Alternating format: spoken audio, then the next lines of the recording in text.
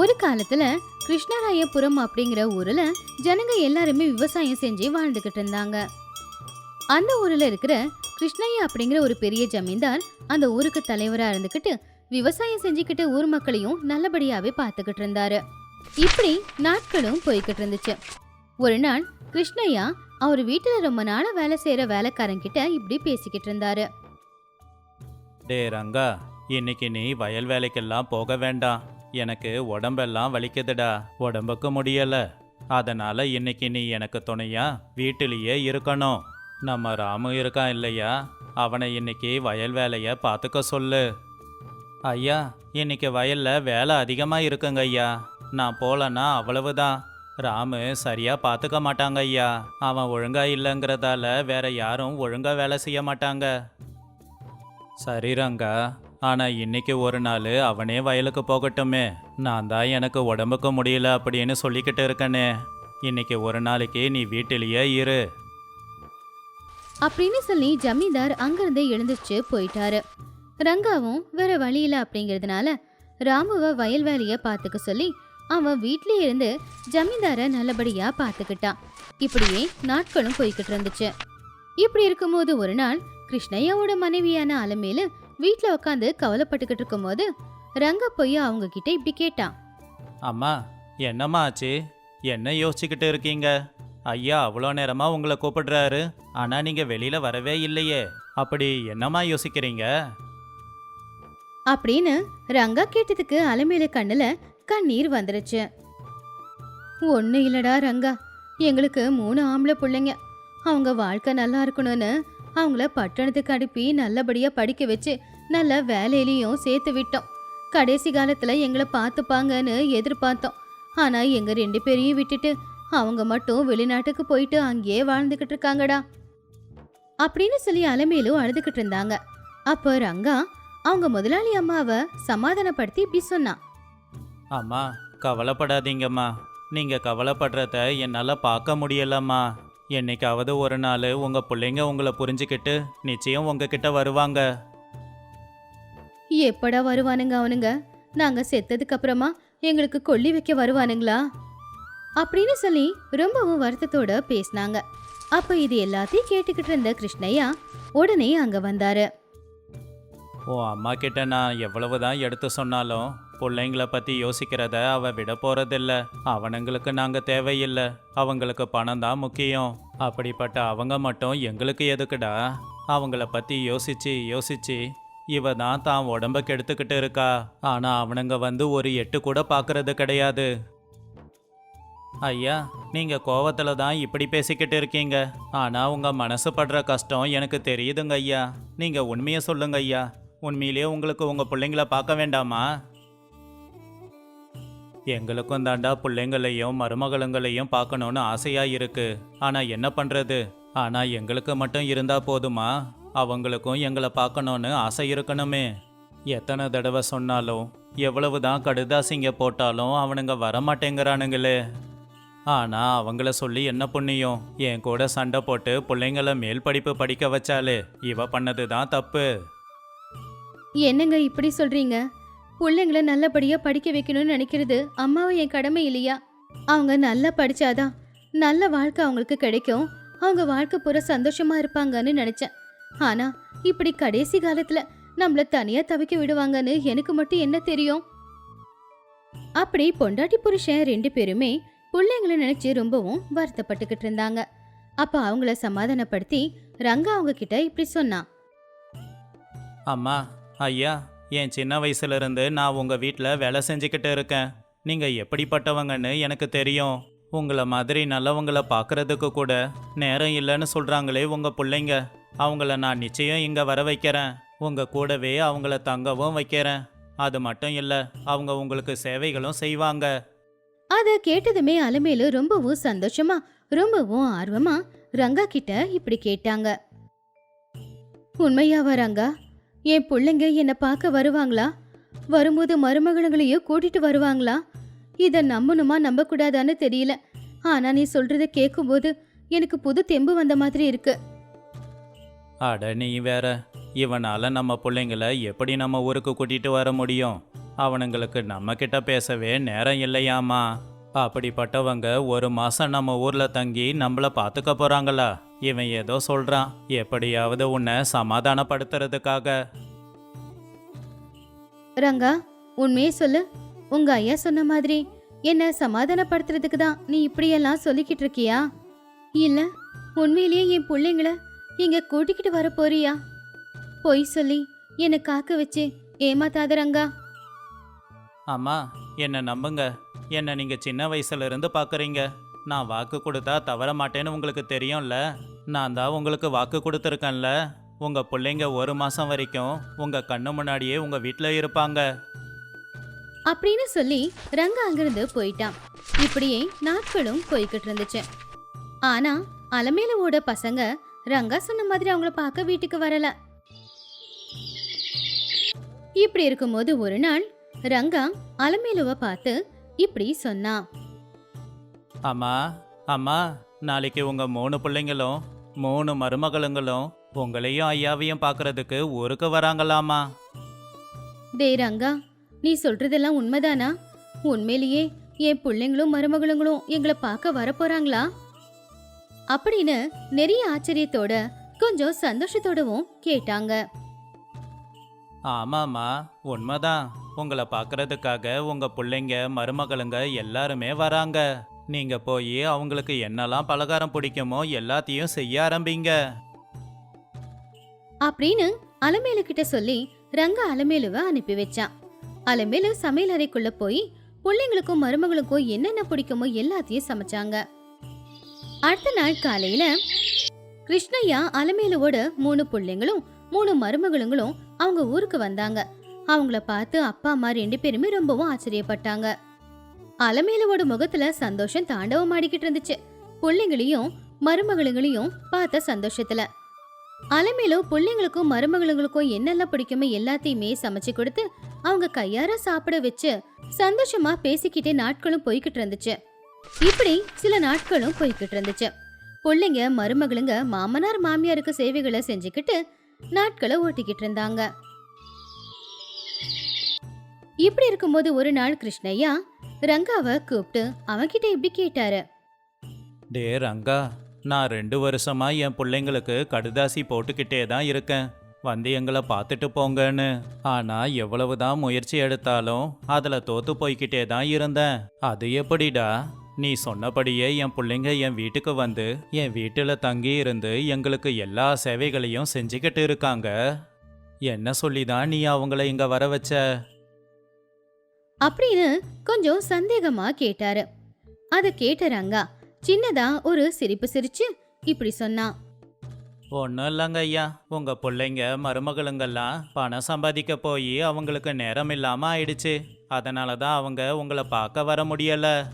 அதனால தான் நான் அவங்களுக்கு ஒரு கடுதாசி போட்டேன். அவங்க மட்டும் வந்து உங்களை பார்க்கலன்னா நீங்க உங்க எல்லா சொத்தையும் அனாதாசிரமத்துக்கு எழுதி வச்சிடுவீங்க. அப்புறம் அவங்களுக்கு 1 ரூபாய் கூட கிடைக்காதுன்னு உங்க சார்பா ஒரு கடுதாசிய போட்டேன். அதை பார்த்ததும் உங்க பிள்ளைங்க எல்லாம் பயந்து போயிட்டாங்க. எங்க எல்லா சொத்தையும் அனாதாசிரமத்துக்கு எழுதி வச்சிடுவீங்களோ அப்படின்னு தான் உங்க கூட இருந்து பார்த்துக்கறாங்க. அதெல்லாம் இருக்கட்டும், எங்களை பார்க்க வர சொன்ன அவங்க வந்தாங்க. ஆனா 1 மாசம் ஏன் எங்க கூட இருக்காங்க? ஓ அதுவா, அவங்க எல்லாரும் வீட்டுக்கு வந்ததுக்கு அப்புறமா தனித்தனியா அவங்கள போய் பார்த்து யாரு உங்களை 1 மாசம் வரைக்கும் கூடவே இருந்து பார்த்துக்கிறாங்களோ அவங்களுக்கு சொத்து பிரிக்கும் போது கொஞ்சம் அதிகமா பங்கு கிடைக்கும் அப்படின்னு சொல்லிட்டு வந்தேன். அதான் ஒருத்தர் மிஞ்சி உங்களை நல்லா பார்த்துக்கறாங்க. அதுக்குள்ள இது எல்லாத்தையுமே கேட்டுக்கிட்டு இருந்த அலமேலும் அவங்க பக்கத்துல வந்தாங்க. ஓஹோ, இதுதான் விஷயமா? எங்க மேல இருக்கிற பாசத்துல தான் இங்க வந்து தங்கி எங்களை நல்லபடியா பாத்துக்கிறாங்கன்னு நினைச்சா அவங்க எல்லாரும் வந்திருக்கிறது இந்த சொத்து மேல பாசத்தினாலயா அப்படின்னு ரொம்ப கவலைப்பட்டு அவங்க அங்கிருந்து போகும்போது அதுக்குள்ள அவங்க பிள்ளைங்க 3 பேருமே அங்க வந்து அலமேலு கிட்ட இப்படி சொன்னாங்க. அம்மா, நாங்க பணத்துக்காக ஆசைப்பட்டு வந்தது என்னமோ உண்மைதான். ஆனா இங்க வந்ததுக்கு அப்புறம் தான் தெரிஞ்சது. உங்களையும் இந்த ஊரையும் பார்க்கும்போது நீங்க இந்த ஊர்ல இருந்துக்கிட்டு எந்த அளவுக்கு எங்களை கஷ்டப்பட்டு வளர்த்துருக்கீங்க அப்படின்னு. இந்த ஊர்ல இருக்கிற மற்றவங்க பசங்களை பார்க்கும்போது எந்த அளவுக்கு எங்களை நீங்க படிக்க வச்சிருக்கீங்க, எந்த அளவுக்கு எங்க மேல ஆசை வச்சிருக்கீங்கன்னு தெரியுதுமா. இனிமே நாங்க இங்க இருந்து எங்கேயும் போக போறதில்ல. உங்க கூடவே இருந்துக்கிட்டு அப்பாவையும் உங்களையும் நல்லா பார்த்துக்க போறோம். எங்களுக்கு இந்த சொத்து எதுவுமே முக்கியம் இல்லம்மா. எங்களுக்கு முக்கியம் நீங்களும் அப்பாவும் மட்டும்தான். அப்படின்னு அவங்க அப்பா அம்மா கிட்ட மன்னிப்பு கேட்டாங்க. அதை பார்த்து கிருஷ்ணய்யா இப்படி சொன்னாரு. டே ராமு, ராஜு, ரவி, நல்லா கேளுங்க. எங்க கூடவே இருந்து நீங்களும் விவசாயம் செஞ்சு கஷ்டப்படுறதுக்காகவா நாங்க உங்களை படிக்க வச்சோம்? நீங்க எங்களை மாதிரி கஷ்டப்படக்கூடாது அப்படிங்கிறதுக்காகத்தானே உங்களை நல்லா படிக்க வச்சு நல்ல வேலைக்கு அனுப்பி வச்சிருக்கோம்.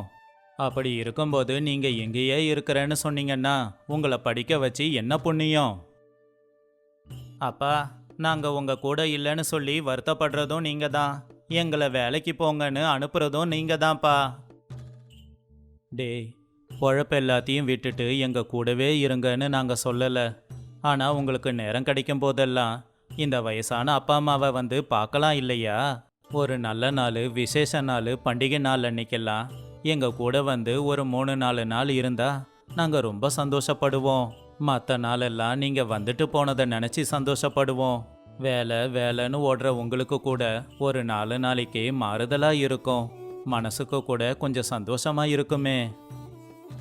அதை கேட்ட கிருஷ்ணய்யாவோட 3 பிள்ளைங்களும் சரி அப்படின்னு ஒத்துக்கிட்டாங்க.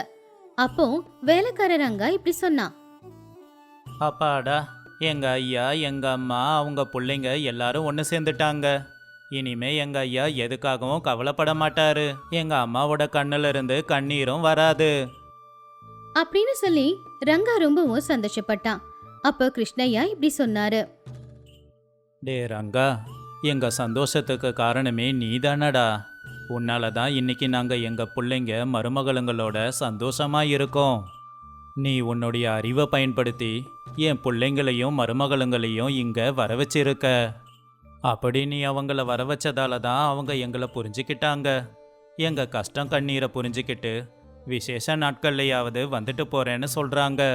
நீ மட்டும் உன்னுடைய புத்திசாலித்தனத்தால அவங்கள இங்க வர வைக்காம இருந்திருந்தா அவங்களுக்கு இதெல்லாம் புரிஞ்சிருக்காது. எங்க கஷ்டம்லாம் இன்னும் தீர்ந்திருக்காதுடா. அப்படின்னு ரங்காவோட அறிவாளித்தனத்தை பார்த்து கிருஷ்ணய்யா பாராட்டினாரு. அப்படி அங்க இருக்கிறவங்க எல்லாருமே ரங்காவுக்கு நன்றியையும் தெரிவிச்சாங்க. அப்படி அந்த வேலைக்காரனுடைய புத்திசாலித்தனத்தினால கிருஷ்ணய்யாவோட பிள்ளைங்க மருமகளுங்க எல்லாருமே ஒவ்வொரு பண்டிகைக்கும் விசேஷ நாட்களுக்கும் ஊருக்கு வந்துட்டு போய்கிட்டு இருந்தாங்க. அதனால கவலையில இருந்த அந்த தம்பதிகள் 2 பேருமே ரொம்பவும் சந்தோஷமா வாழ்ந்துகிட்டு இருந்தாங்க. ஒரு காலத்துல ரொம்பவும் அழகா இருந்த ஒரு சின்ன கிராமம் இருந்துச்சு. அந்த கிராமத்துல நிறைய பேர் வாழ்ந்துகிட்டு இருந்தாங்க. ஜனங்க எல்லாருமே அவங்களுக்கு தெரிஞ்ச வேலைகளை செஞ்சுக்கிட்டு வாழ்ந்துகிட்டு இருந்தாங்க. அதே ஊர்ல தான் கோபாலுடைய குடும்பமும் வாழ்ந்துகிட்டு இருந்துச்சு. இப்படியே நாட்களும் போய்கிட்டு இருந்துச்சு. ஒரு நாள் கோபால் மனைவியான அஞ்சனா கிட்ட இப்படி சொன்னாரு. அஞ்சனா, என்ன பண்ணிக்கிட்டு இருக்க? காலையில விடிஞ்சு எவ்வளோ நேரம் ஆகுது, இன்னும் ஒரு டீ கூட கொடுக்கலையே. ஒன்னும் இல்லையா, இன்னைக்கு வெள்ளிக்கிழமை இல்ல, அதான் மகாலட்சுமிக்கு பூஜை பண்ணிட்டு வர்றதுக்கு நேரம் ஆயிடுச்சு. இரு, இப்பவே போட்டு கொடுக்குறேன் அப்படின்னு சொல்லி சமையல் அறைக்குள்ள போய் புருஷனுக்காக டீ போட்டு எடுத்துட்டு வந்து கொடுத்தா. அஞ்சனா அன்னைக்கு பாக்குறதுக்கு கொஞ்சம் சோகமா இருந்தா.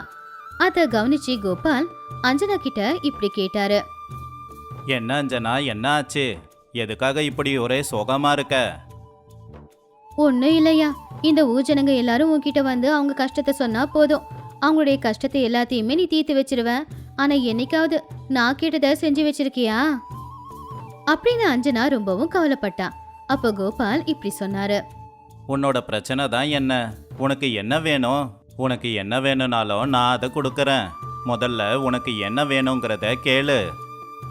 அப்போ அஞ்சனா ரொம்பவும் சந்தோஷமா இப்படி சொன்னா. ஒன்னும் இல்லையா, எனக்கு தங்க நகை போட்டுக்கணும்னா ரொம்ப பிடிக்கும்.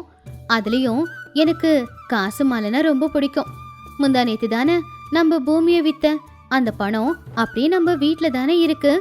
அந்த பணத்துல எனக்கு பிடிச்ச காசு மாலைய மட்டும் எனக்காக வாங்கி கொடுக்கறியா அப்படின்னு ரொம்ப பாசமா கேட்டான். அதுக்கு கோபால் கூட சரி அப்படின்னு ஒத்துக்கிட்டாரு. தான் புருஷன் தனக்கு காசு மாலை வாங்கி தரதுக்கு ஒத்துக்கிட்டதுனால அஞ்சனா ரொம்பவும் சந்தோஷமா எழுந்திருச்சு வீட்டுக்குள்ள போனா.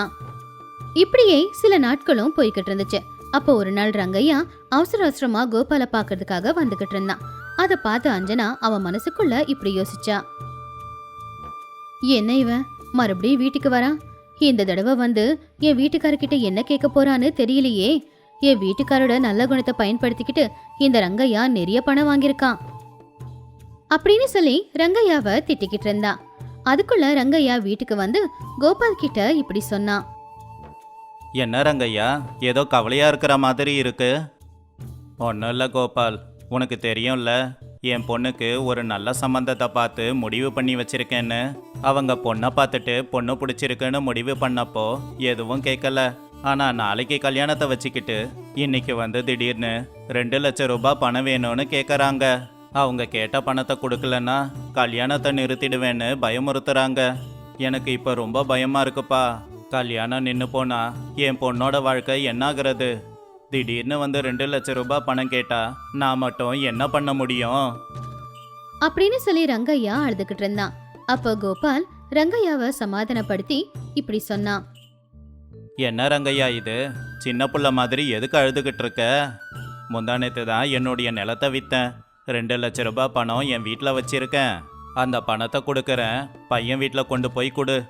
அப்போ நீ பயப்படுற மாதிரி எதுவும் நடக்காம உன் பொண்ணு கல்யாணம் நல்லபடியாக நடக்கும் அப்படின்னு சொல்லி கோபால் 2 லட்சத்தை கொண்டு வந்து ரங்கையாவுக்கு கொடுத்துக்கிட்டு இருக்கும்போது வெளியில வந்த அஞ்சனா ரங்கையா கிட்ட இப்படி கேட்டா.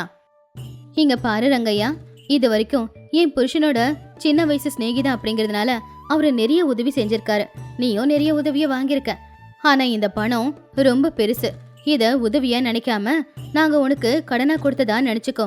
அடுத்த 6 மாசத்துல இந்த கடன் பணத்தை திரும்ப கொடுத்துரு. இப்பவும் உனக்கு பணம் கொடுக்கறதுல எனக்கு விருப்பம் இல்ல. ஆனா பொம்பளை பொண்ணோட கல்யாணம்னு சொல்றேன், அதுக்காக தான் கொடுக்குறோம். அதுவும் கடனா தான் கொடுக்குறோம். என்னம்மா அஞ்சனா இது, திடீர்னு 2 லட்சம் ரூபாய் பணத்தை 6 மாசத்துல எப்படி என்னால் கொடுக்க முடியும்?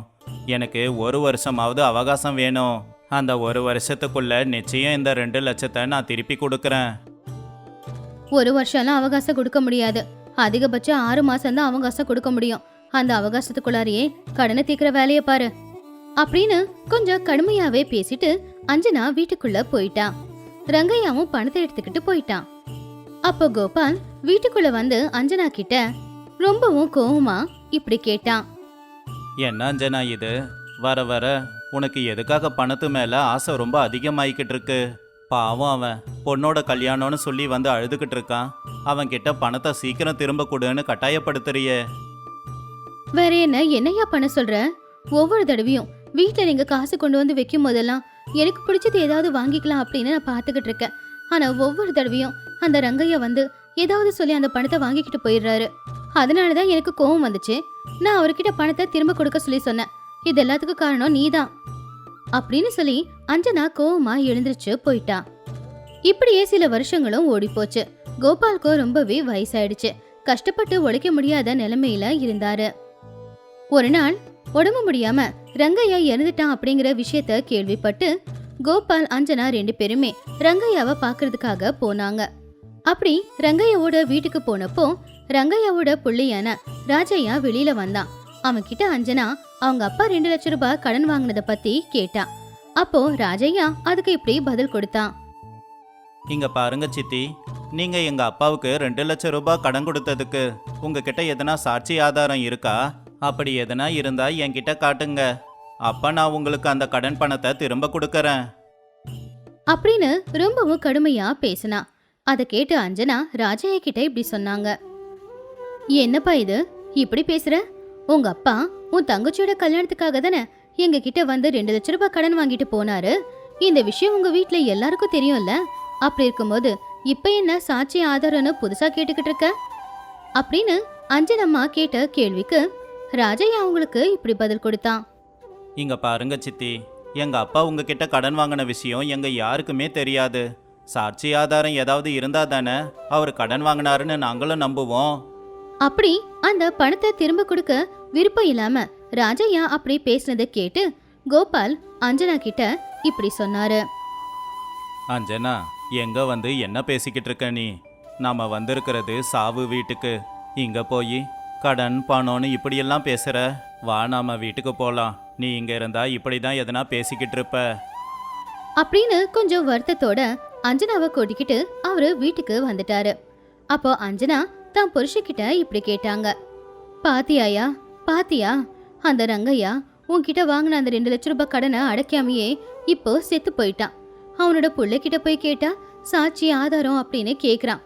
நமக்குன்னு இருந்தது அந்த ஒரு வயல். அதை வித்து கொண்டு வந்த பணத்தை அந்த ரங்கையாவுக்கு கடனா நீ கொடுத்த. இப்போ அந்த வயலும் இல்ல, பணமும் இல்ல. உனக்கும் வயசாயிடுச்சு. இப்போ நாம எதை வச்சியா வாழ போறோம் சொல்லு அப்படின்னு சொல்லி அஞ்சனா ரொம்பவும் வருத்தப்பட்டா. அதை கேட்டு கோபாலுக்கும் கூட ரொம்பவும் வருத்தமாயிடுச்சு. அமைதியா இரு அஞ்சனா. யாரும் இல்லாதவங்களுக்கு அந்த கடவுள் தான் ஒரே வழின்னு சொல்லுவாங்கல்ல.